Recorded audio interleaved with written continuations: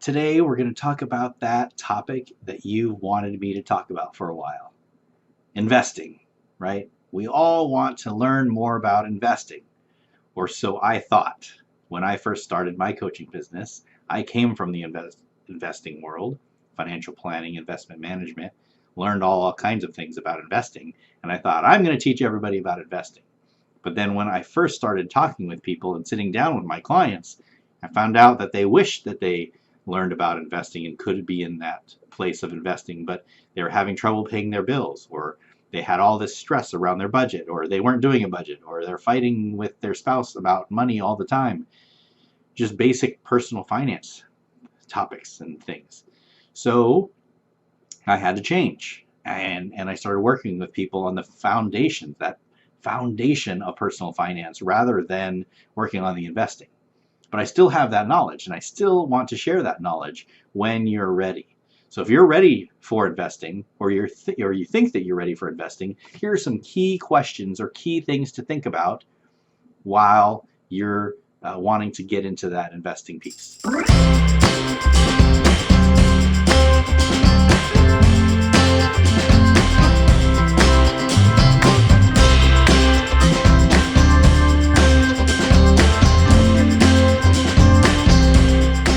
Now, I'd recommend making sure that you have all of your debts paid off before you start investing, and you have your emergency fund in place, you have your good budget in place, that you know exactly what's coming in, exactly what's going out, and then you know how much you can start investing for in the future.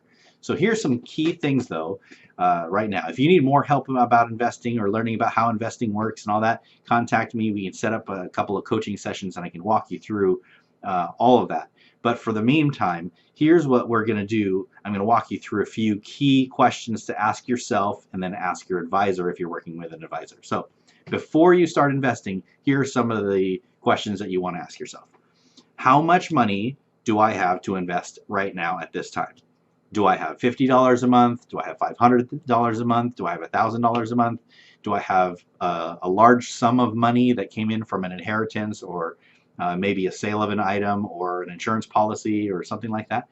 If you have a bunch of money there, then that's going to change your story. But if you've got $50 a month that you squeezed out of your budget and you want to do that, that's going to give you a different answer. So that's the first question you ask. The second one is, should I be working with an advisor, or should I be working on my own, choosing my own funds and all that?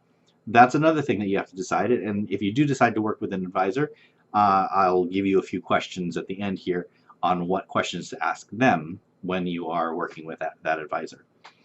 Are you willing to pay a little bit more if you're going to be working with an advisor?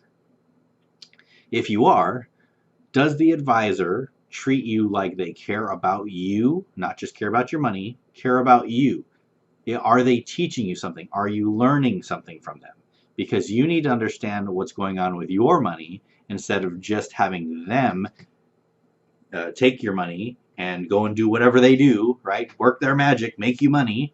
You know, it's always nice to say, go make me some money. But if you're not understanding what they're doing, then you could get yourself into a lot of trouble. So if you don't know what you're doing, let's take the time to learn.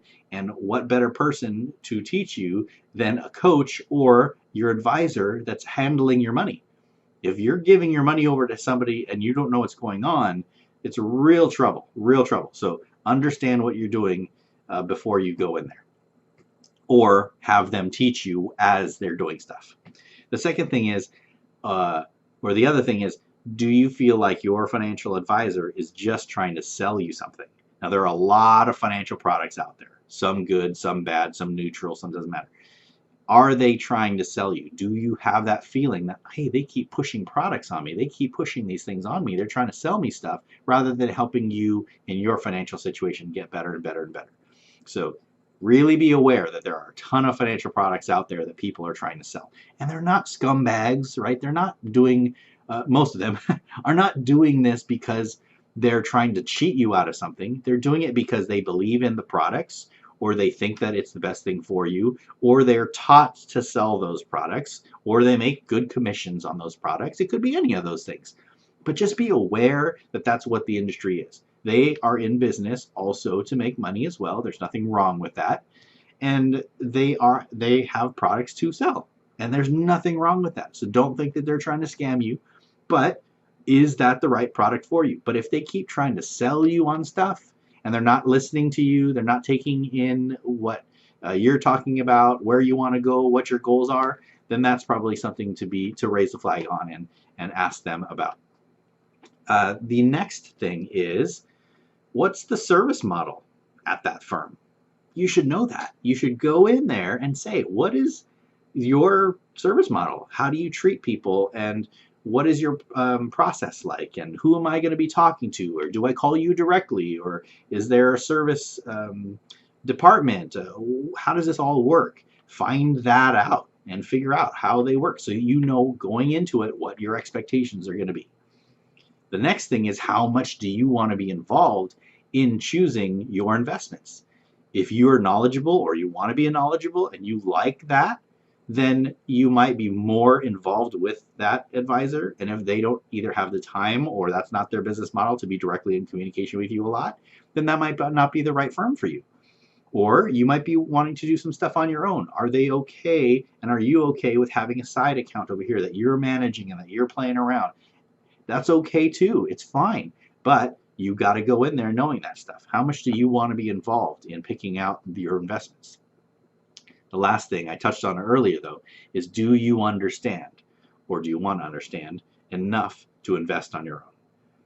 If you know enough, if you've come from that background, or you've got that mind for math and analytics and research and the investing world, then it's okay. You can go and be on your own for a little bit, but you need to know what you're getting into.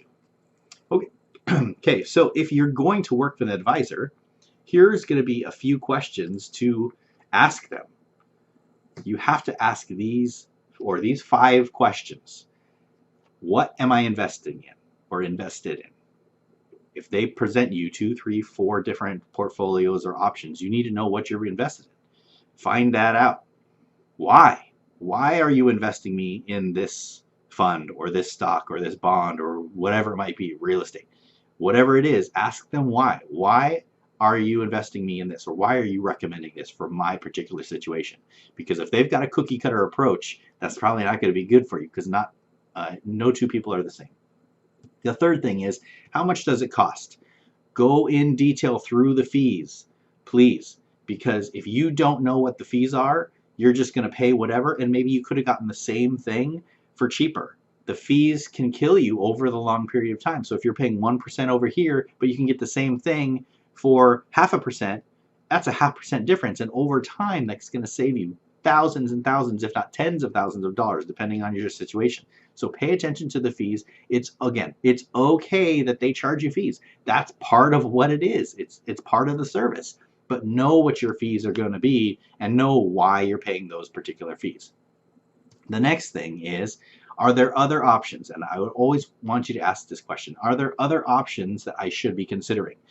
Their job is to go out there and figure out of the, let's say, 8,000, 9,000 mutual funds, which ones that they're going to pick for you. Well, they're not going to present you with the thousands of options that might be good for you. But what you can do is you can say, okay, you've given me 3 different options here. All right, here's the pros and cons of each.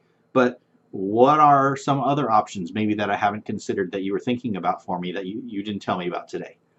That might just be, oh yeah, you know what? All these other ones are probably pretty much the same, so I picked the best one out of that group, and that can be fine. But find out. Just ask the question. Are there some other options that I should be considering? Are there some alternatives that I should be considering? And then the last question, very, very, very important, just as much as fees, is how do these investments impact my taxes? And so if your financial advisor is not aware of what your tax situation is, get them aware.